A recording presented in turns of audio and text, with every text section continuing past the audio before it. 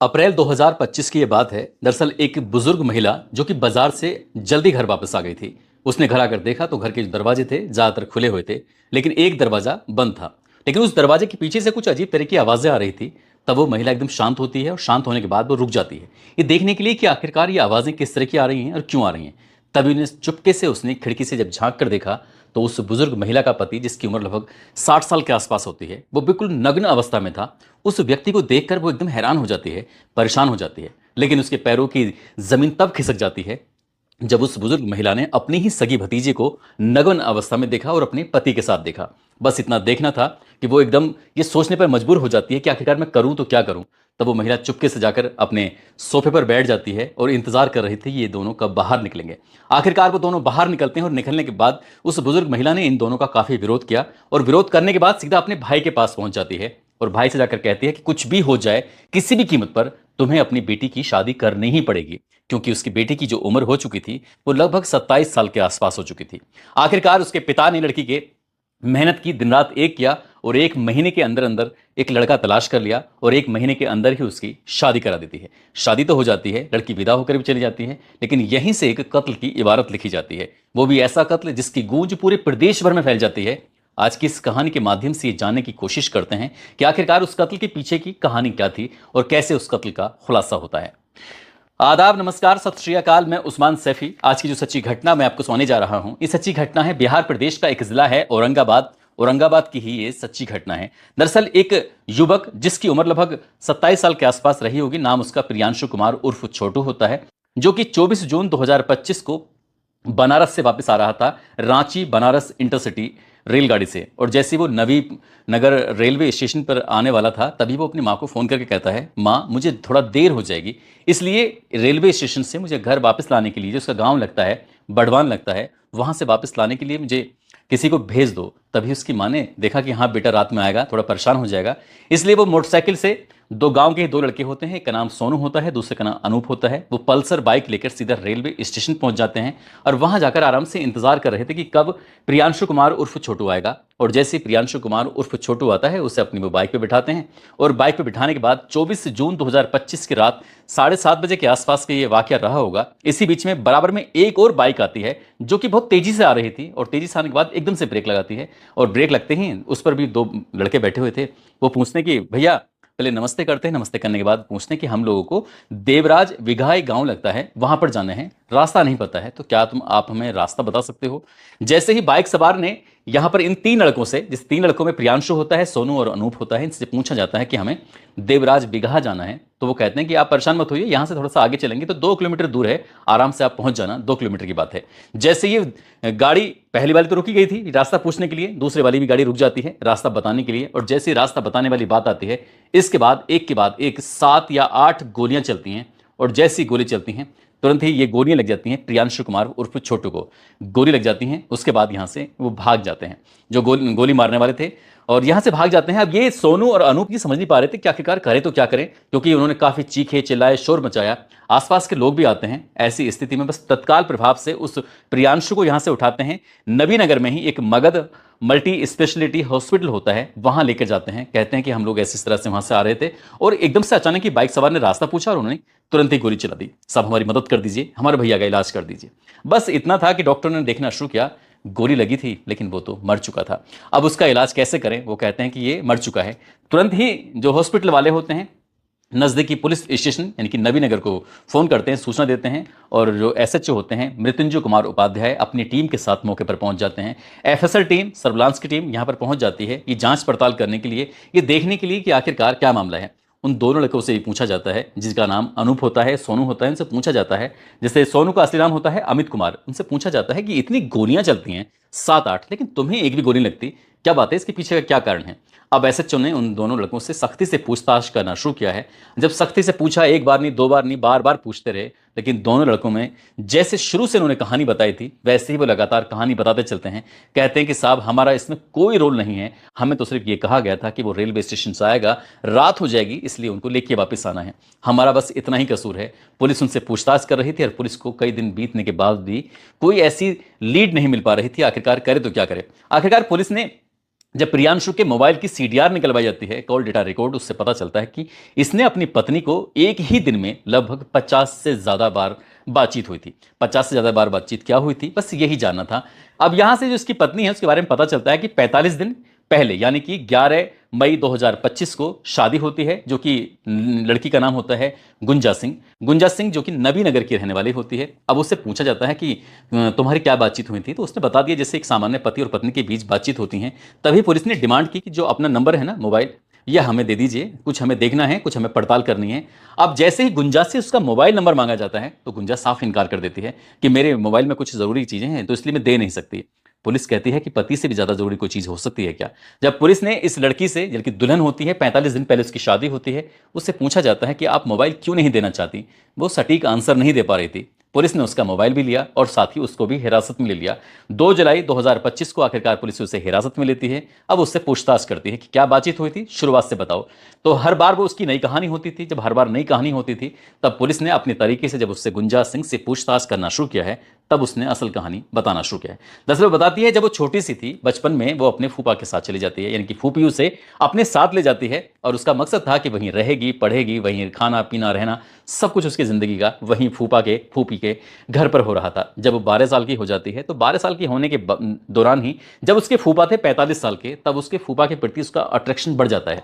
फूफा का प्रति भी अट्रैक्शन बढ़ जाता है और फूफा का उस लड़की के प्रति भी अट्रैक्शन बढ़ जाता है। बस इस रिश्ते के बारे में कोई नहीं जानता था। धीरे धीरे करके कब 15 साल गुजर जाते हैं किसी को भी नहीं पता चलता है और 15 साल तक ये दोनों ऐसे रहते थे जैसे पति और पत्नी।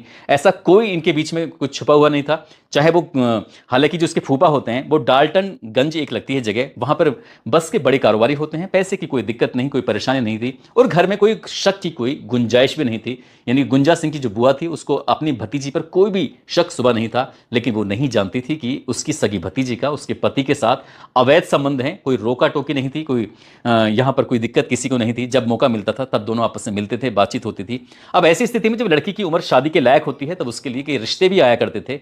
तो फूफा कुछ ऐसी चाल पट्टी खेलता था जिससे रिश्ते टूट जाया करते थे और इस बात को लेकर गुंजा भी खुश थी। गुंजा भी ये चाहती थी कि शादी ना हो और इसी तरह करते करते जब वक्त आगे बढ़ रहा था, ये बात है अप्रैल 2025 की, जो उसके फूफा और ये लड़की होते हैं ये घर में उस वक्त बिल्कुल अकेले थे और कोई घर में था नहीं। जो बुआ थी वो बाजार चली जाती है किसी काम से खरीदारी करने के लिए और वो बता के गई थी कि मुझे वक्त लग जाएगा, मैं 2-1 घंटे में या 2-3 घंटे में वापस लौट के रहूंगी, इसलिए वो अपने काम से जा रही है। अब ये दोनों यानी कि जो उसके फूफा जीवन सिंह होते हैं, साथ ही जो भतीजी होती है गुंजा, ये दोनों बिल्कुल बेफिक्र थे और बेफिक्री की वजह से ही दरवाजे खुले थे। हर जगह के इन्होंने दरवाजे बंद नहीं किए थे, लेकिन जिस कमरे के अंदर थे उस कमरे का जरूर उन्होंने दरवाजा बंद किया होता। इसके बाद दोनों आपत्तिजनक स्थिति में थे, बिल्कुल नग्न अवस्था में थे और अचानक से बुआ की एंट्री हो जाती है। जैसी बुआ की एंट्री होती है, बुआ को घर के उस दरवाजे के पीछे से कुछ अजीब तरह की आवाजें आ रही थी। बुआ ने जब ये जानने की कोशिश की कि आखिरकार ये आवाज क्यों आ रही है, कहां से आ रही है, तब उसने अपने ही पति को नग्न अवस्था में देखा। तब उसने अपनी ही भतीजी को अपने पति के साथ नग्न अवस्था में देखा, दोनों को शारीरिक संबंध बनाते हुए देखा। जब ने इसके बारे में बात करने की कोशिश की तो पता चलता है कि पिछले 15 साल से ये सब ऐसे ही चल रहा था और बुआ बिल्कुल अंधेरे में थी, उसको कोई जानकारी नहीं थी। आखिरकार बुआ अपने भाई के पास जाती है और जाकर कहती है कि किसी भी कीमत पर गुंजा की शादी करनी है और शादी के लिए तुम्हें लड़का ढूंढना है, अब चाहे कुछ भी हो जाए। क्योंकि बहन ने जब अपने भाई से एक पूरी कहानी ऐसी सुनाई तो भाई को भी लगा कि हाँ अब शायद बहुत पानी सर से ऊपर जा चुका है और समाज में जब किसी को ये बात पता चलेगी तो इसमें रिश्ते की बहुत ज्यादा बदनामी होगी। लड़की गुंजा सिंह को पूरी तरह से तैयार किया जाता है कि वो विरोध ना करे, हालांकि वो शादी नहीं करना चाहती थी, लेकिन बार बार उसका जो फूफा था जीवन सिंह वो एक बात कहता था कि अगर तुमने किसी से शादी की तो वो उसे जान से मरवा देगा। अब ऐसी स्थिति में गुंजा ने अपने फूफा को समझाया बुझाया, उसने कहा बिल्कुल परेशान होने की जरूरत नहीं है, कोई ना कोई रास्ता खोज लेंगे। समाज के डर से, पिता के डर से आखिरकार गुंजा शादी के लिए तैयार हो जाती है। जब वो अपने पति के गले में बरमाला डाल रही थी तब उसने सौगंध खाई थी कि वो किसी भी कीमत पर अपने पति को मारेगी और उसके बाद वो फूफा के साथ रहेगी। आखिरकार वो भाग भी सकते थे, सब कुछ हो सकता था। गुंजा ने ये कहा भी था, लेकिन फूफा इस बात को लेकर तैयार नहीं था। वो चाहता था कि शादी ना हो लेकिन वो ऐसे ही रहे। आखिरकार फूफा बार बार कहता था कि मैं इसको मार दूंगा, तब वो कहते थे कि आपको कोई जल्दबाजी नहीं करनी है। अब ऐसी स्थिति में शादी 11 तारीख को होती है और 11 तारीख होने के बाद एक एक दिन बीत रहा था, फूफा की अपनी भतीजी से बातचीत नहीं हो पा रही थी। वो इस बात को लेकर वो तड़प रहा था, परेशान हो रहा था कि वो कैसे क्या कर रही होगी।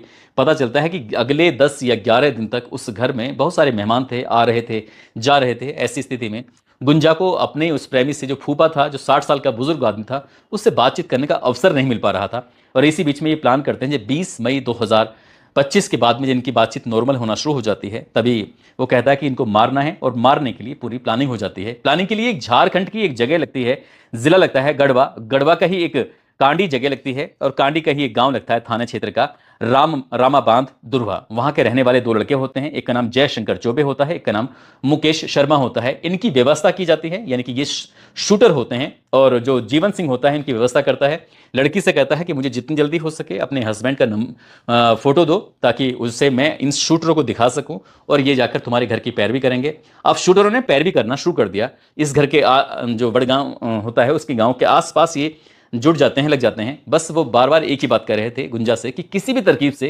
तुम अपने पति को घर से बाहर भेजो, उसके बाद हम इसका काम तमाम कर देंगे। अब ये 22 जून 2025 की बात है। वो गुंजा सिंह कहती है अपने पति से, प्रियांशु से, कि प्रियांशु मेरा मिठाई खाने का बहुत मन कर रहा है, एक काम करो तुम बाजार चले जाओ और मिठाई लेके आ जाओ। कुछ स्पेशल मिठाई का नाम भी बताया जाता है। अब यहां से प्रियांशु बाजार जाता है। जब बाजार जाता है तो उसे मिठाई मिल तो जाती है, लेकिन बाजार में बहुत ज़्यादा भीड़ थी और शूटरों को ये हत्या करने का एक मौका नहीं मिल पाता है, इसलिए वो उस दिन का प्रोग्राम तो फेल हो जाता है। लेकिन 23 तारीख को अचानक ही ये प्रियांशु अपनी पत्नी से कहता है कि मुझे बनारस में, जो कि उत्तर प्रदेश में, मुझे वहां जाना है किसी काम से और मैं 24 में लौट कर वापस आऊंगा। आप एक काम करना, तुम अपना ख्याल रखना, मैं घूम के आता हूं। जब ये वाली बात आती है वो 23 को जाता है। 24 को जब वापस लौट कर आ रहा था तो पत्नी बार बार पूछ रही थी, आप कहाँ पहुंचे, आप क्या कर रहे हो, आप क्या नहीं कर रहे हो। इसी तरह से करते करते लगातार फोन पे बातचीत चल रही थी और बातचीत होने के दौरान ही वो तम पल पल की लोकेशन भेज रही थी। जैसे ही वो नबीनगर रेलवे स्टेशन पर पहुंचता है तो शार्प शूटर जो थे, गोली चलाने वाले थे, वो पहले से ही रेलवे स्टेशन पर मौजूद थे, लेकिन वहां उन्हें मौका नहीं मिल पाता।